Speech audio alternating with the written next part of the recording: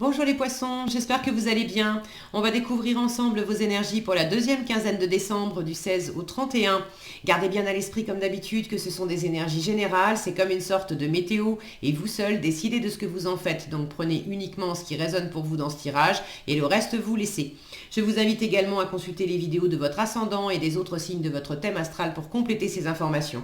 Ici, l'énergie avec laquelle vous entrez dans cette quinzaine, ce que vous voulez pendant cette période, comment vous vous sentez, la force qui vous soutient, le challenge à relever, le résultat global de cette quinzaine et un message conseil pour finir. Les jeux que j'utilise dans ce tirage sont le tarot de la magie verte et l'oracle message de vie. Vous retrouvez sous chaque vidéo en description tous les tarots et oracles qui sont régulièrement utilisés sur cette chaîne, ainsi que le lien pour les guidances personnalisées. Alors, on y va. Vous avez le 9 d'épée. Le roi de houx, c'est l'ermite. La reine d'épée. Alors le cid, c'est la tempérance. Le 2 de denier. Et pour finir, le page d'épée. Alors, il y a un équilibre qui se fait, une guérison qui se fait. C'est pas toujours évident pour vous pendant cette quinzaine de rester dans l'ici et dans le maintenant. Je vais d'ailleurs vous parler tout de suite du 9 d'épée. Vous rentrez dans cette quinzaine avec l'énergie du 9 d'épée. Le 9 d'épée, on est beaucoup dans sa tête, on est trop dans sa tête. Il peut y avoir des insomnies, des nuits difficiles pour certaines d'entre vous. Donc évidemment, quand on est trop dans sa tête, on a du mal à être dans l'ici et dans le maintenant. Que ça soit challengeant pour vous, c'est la position du défi, du challenge. Ça dit que c'est pas facile, ça ne dit pas que c'est impossible.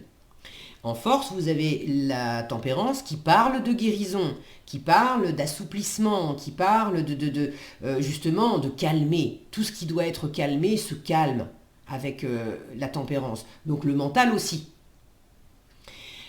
Donc vous entrez dans cette quinzaine avec trop de charge mentale. Pour certains, c'est de l'inquiétude. Vous vous faites du mouron, vous êtes plein de doutes, de peur, d'insécurité, vous ressassez des trucs, voilà, ça vous fait pas du bien, ça vous empêche de dormir. Pour d'autres, c'est pas nécessairement de l'inquiétude, c'est le fait d'être peut-être obsédé par quelque chose et d'y penser sans arrêt. Être obsédé par quelque chose, c'est pas nécessairement mauvais non plus. Vous pouvez avoir un projet sur le feu, avoir très envie de le réaliser et y penser matin, midi, soir, la nuit, etc. à n'en plus dormir. Vous faites que penser à ça. Le truc, c'est que faudrait redescendre d'un cran parce que c'est extrêmement fatigant, le 9 d'épée.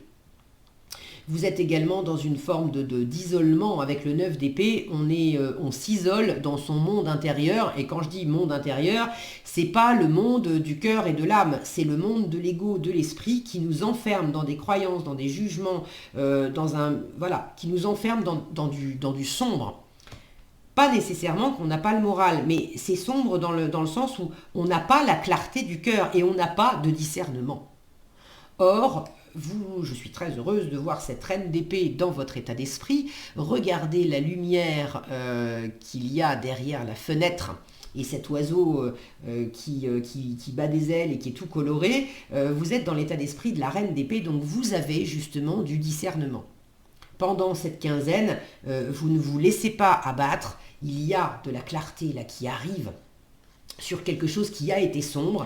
Alors oui, vous avez cette énergie-là pour rentrer dans la quinzaine, mais ça se libère, ça s'éclaire, il y a une compréhension, il y a un détachement aussi, possiblement une décision qui est prise. Alors, je dis possiblement parce qu'en force, avec la tempérance, on n'est pas dans une décision tranchée qui pourrait être prise par une reine d'épée qui va pas tourner autour du pot et qui va trancher dans le vif. Avec la tempérance, on vous conseille plutôt la négociation, la médiation, la douceur. Alors ça n'empêche pas de prendre éventuellement une décision, mais attention à pas prendre une décision sur la base de quelque chose qui est purement mental et qui a été où vous avez fait les demandes, les réponses tout seul, toute seule et ça vous a pas apporté d'éclairage. La tempérance, elle dit, prends ton temps, guéris ce que tu as à guérir et déjà, pour commencer, repose-toi, ressource-toi, calme ce mental, nourris le cœur, fais-toi plaisir, prends du recul, de la hauteur, de la distance. Et puis,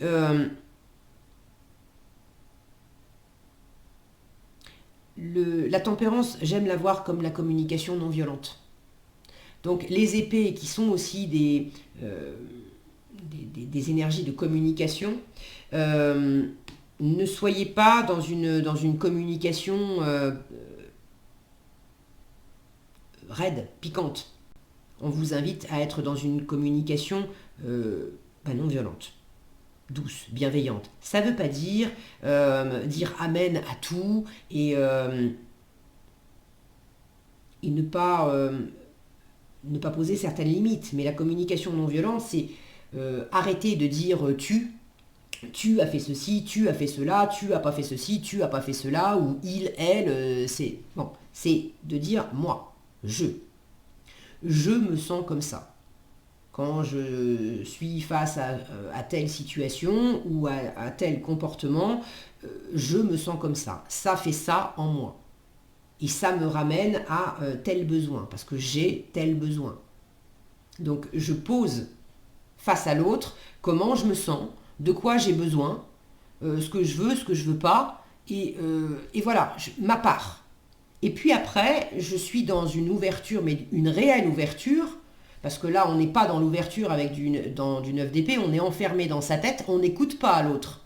On fait soi-même les demandes et les réponses. Donc je suis dans une réelle ouverture d'écouter aussi ce que l'autre me dit. Si l'autre me dit tu es ceci, tu es trop cela, est-ce que tu peux reformuler comment tu te sens toi ? De pas vous laisser attirer dans ce schéma d'aller vous faire piquer en fait. Donc voyez comment vous pouvez être dans la médiation. Si vous n'y arrivez pas tout seul, cet ermite auquel vous aspirez quand même à de la sagesse, vous aspirez à être en capacité de faire la lumière sur les difficultés qui ont été traversées et sur les mécanismes en vous, de comprendre pourquoi je m'enferme comme ça, qu'est-ce qui tourne dans ma tête, quels sont les besoins qui sont derrière. Il y a une dimension thérapeutique là-dedans. Si vous n'arrivez pas à faire ce travail de médiation tout seul, faites-vous aider de quelqu'un. Un thérapeute, un coach, pourquoi pas un médiateur, quelqu'un qui va vous aider à négocier. Ça peut être aussi un expert dans un domaine. Je vous disais, ce n'est pas nécessairement des inquiétudes. Ça peut être le fait de beaucoup réfléchir, de beaucoup être obsédé par un projet qui vous anime. Auquel cas, si vous avez des interrogations, il s'agit aussi de retrouver, voilà, en force, j'ai besoin de trouver la bonne, si mon focus veut bien, la bonne recette. Cette sorcière, elle est en train de faire une potion magique en fait. J'ai besoin de trouver la bonne recette. Et elle est inspirée par le petit peuple des fées là. Donc n'hésitez pas à aller chercher de la lumière auprès d'un ou de plusieurs experts, des voix de bons conseils pour vous éclairer, pour détendre les choses, pour que ça soit plus fluide. La reine d'épée, votre état d'esprit, vous êtes quand même dans un état d'esprit assez analytique. Alors, c'est pas mauvais l'analyse, mais trop d'analyse tue l'analyse. Et puis si c'est analyser pour analyser sans prendre en compte l'aspect émotionnel, ressenti, ça reste une analyse froide. Et là, j'ai quand même une ligne assez froide qui demande en force à être réchauffée. Là, on a de la douceur, on a de la chaleur, on a de la bienveillance. Là, ça manque dans la ligne. Donc, on vous invite en force à vous apporter à vous-même plus de chaleur, plus de bienveillance, plus de tolérance, vous mettre moins de pression, arrêter avec les injonctions il faut, tu dois, je dois ceci, je dois pas cela, etc. vous reposer, vous ressourcer, vous réchauffer, vous apporter à vous-même ce que vous aimeriez déjà que les autres vous apportent.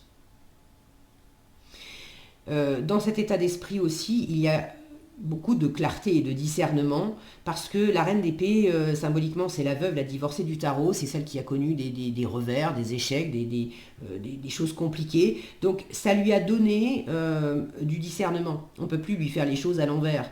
Elle voit venir les complications et les nœuds à 3 km. Alors, là encore, il y a l'entre-deux.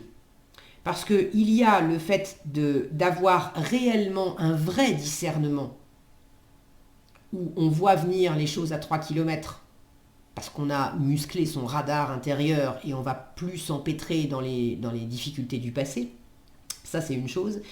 Et il y a le fait de se faire croire qu'on voit les choses à 3 km, mais en fait, on n'est pas en train de voir les choses à 3 km. On est en train de les appréhender parce qu'on n'est pas guéri.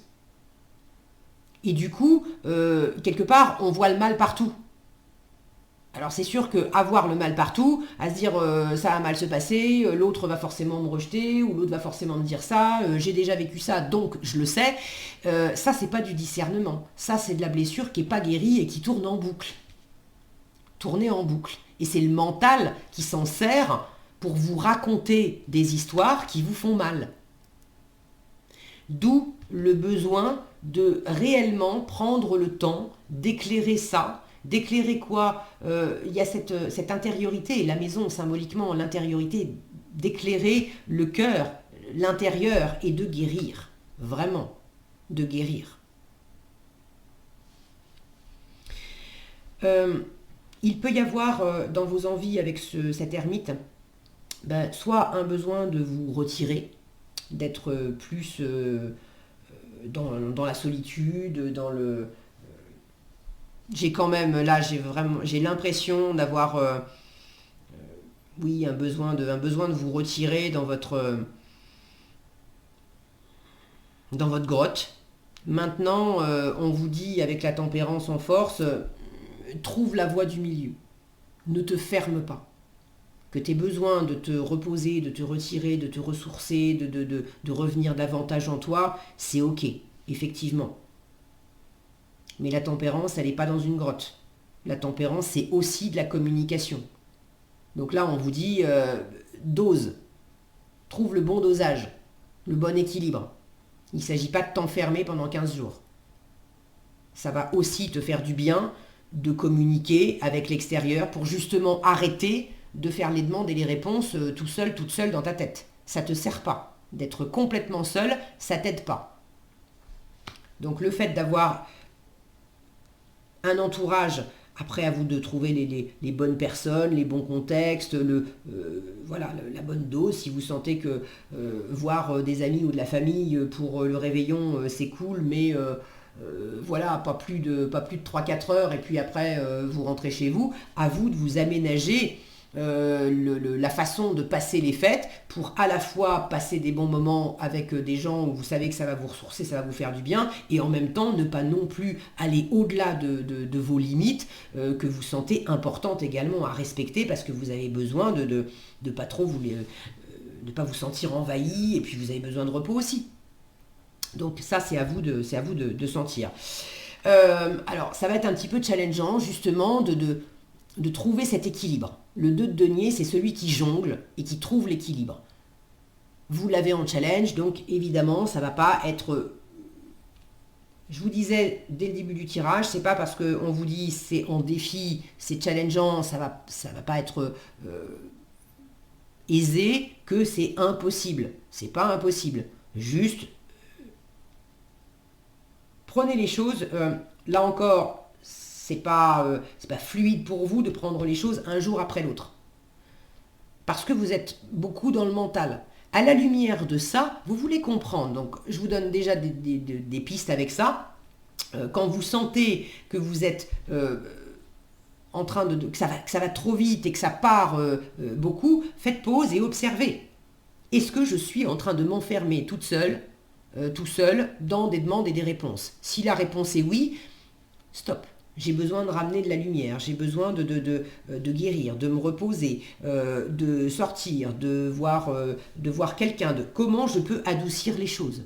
Ou vers qui je peux me tourner pour parler, pour m'épancher, pour comprendre, pour faire la lumière, pour m'apaiser et pour revenir dans l'ici et dans le maintenant. Même si c'est pas simple, le 2 de denier, c'est l'ici et le maintenant. Quand je suis focus sur l'ici et le maintenant, je ne m'occupe pas du passé, je ne m'occupe pas du futur, parce qu'il n'existe pas encore, je reste juste à faire ce que je suis en train de faire. Par exemple, là, je suis en train de me faire un bouquet, je suis dans l'ici et dans le maintenant, simplement à créer mon bouquet, à profiter de la beauté des fleurs, de leur couleur, de leur forme, de leur odeur, de ce plaisir que j'ai à m'offrir ce joli bouquet. Et je suis juste là dans l'instant présent.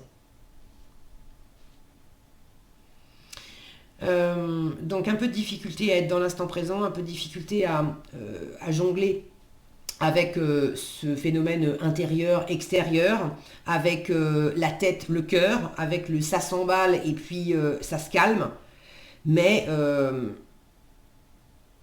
vous apprenez. En résultat, j'ai le page d'épée. C'est le petit apprenant du tarot, l'étudiant du tarot. Et regardez comme elle est dressée, son regard est dressé vers le ciel, avec cette énorme lune, qui est quand même symbole d'intuition, et une chouette, c'est une chouette ou un hibou, c'est une chouette, je crois. Là, il y a l'idée de se laisser guider par cette sagesse intérieure. Alors oui, le mental, l'analyse a sa part, mais c'est de le mettre au service de l'intuition. C'est le fait de trouver cet entre-deux, l'équilibre, le juste équilibre entre le cœur, l'espace intuitif, le siège de l'âme, et puis le siège de l'ego, le rationnel, l'esprit plus analytique. Donc là, il y a un apprentissage. Il y a un apprentissage aussi à regarder vers le haut, à regarder vers la spiritualité, à apprendre peut-être à faire confiance à votre intuition, à faire confiance à la vie, à voir au-delà des apparences, à trouver en force votre pouvoir personnel. Là, elle est en train de créer une potion magique. Là, on a cette petite fille là qui est en train d'apprendre à créer un sort. On est dans le tarot de la magie verte. Alors il ne s'agit pas de chercher à créer des sorts pour de la malveillance, c'est pas ça. Mais dans l'idée, dans la métaphore, c'est de vous réapproprier, de découvrir, d'apprendre à vous réapproprier votre pouvoir. Et votre pouvoir, c'est pas le pouvoir du mental, c'est le pouvoir spirituel. Le pouvoir du cœur, le pouvoir de l'âme, le pouvoir de la lumière.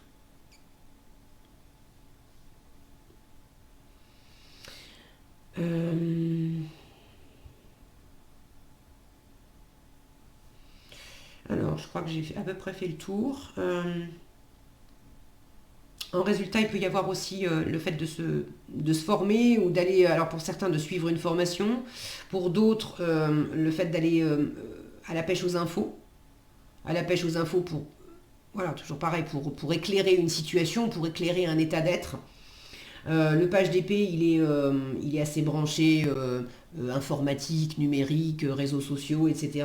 Ça peut être le petit espion du web aussi. Dans quelle mesure vous allez chercher aussi de l'info sur Internet pour éclairer... Alors attention, hein, allez chercher de l'info, tombez pas dans le panneau, je vous le redis, tombez pas dans le panneau d'aller chercher de l'info ou d'espionner, etc. Pour rester tout seul avec votre mental, à vous faire les demandes et les réponses, etc. Il s'agit de trouver des infos, oui, mais pour éclairer dans le cœur, pour pouvoir guérir, pour pouvoir pacifier, pour pouvoir trouver la voie du milieu.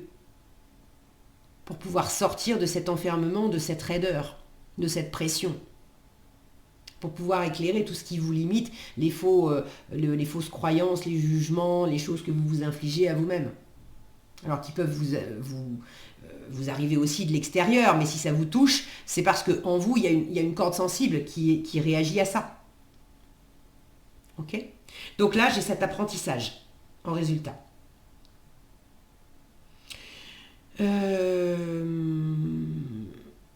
Ok, je crois que j'ai à peu près fait le tour. Qu'est-ce que vous avez? Ah, j'adore, regardez cette image comme elle est belle. Grandir. C'est le petit page d'épée hein, qui apprend et qui est jeune et qui apprend à grandir. Alors grandir, on vous dit chaque jour, je me nourris de lumière. Je vais y arriver. Chaque jour, je me nourris de la lumière afin de croître dans la divinité. Par les messages que la vie m'apporte, j'étudie, c'est l'ermite qui étudie, j'étudie mon intérieur, là, et je me perfectionne à l'image de Dieu. Si le mot Dieu vous dérange, remplacez par la nature, l'univers, par un mot qui vous convient mieux. Je suis ici pour apprendre, pour évoluer au niveau de l'âme et non de la matière. Je retrouve l'équilibre entre ces deux mondes, l'équilibre entre les mondes, l'équilibre, c'est la tempérance, l'équilibre là aussi. Je retrouve l'équilibre entre ces deux mondes et ma liberté face à mes dualités. C'est vraiment ça. Et alors, il y a un dernier truc qui m'attire l'œil, c'est, regardez sur cette image, on a cette rose avec ces petits êtres là, ailés, et en fait, c'est presque les mêmes que ici. Vous voyez, c'est les mêmes représentations. Donc, vous êtes aussi, là, on vous fait un petit clin d'œil. J'ai aussi cet oiseau là avec des ailes. J'ai cette chouette là. Symboliquement, vous êtes aidé, d'accord? Vous êtes aidé. L'univers, les esprits, les fées, selon vos croyances, hein, mais l'univers vous entoure. Il y a plein de petites choses rayonnantes autour de vous qui vous soufflent la voix de la guérison, la voix de l'harmonie et la voix surtout de la maturité, en fait, de plus de maturité, de faire grandir quelque chose en vous, cette voie de la sérénité, de la paix et de l'équilibre. Voilà ce que j'avais pour vous, les poissons. J'espère que cette vidéo vous sera utile. Si elle vous a plu, je vous invite à la liker, la partager, la commenter. Et pour être averti quand je publie de nouvelles vidéos, il suffit de vous abonner et d'activer la cloche des notifications. Prenez bien soin de vous, passez d'excellentes fêtes et je vous dis à bientôt dans un prochain tirage.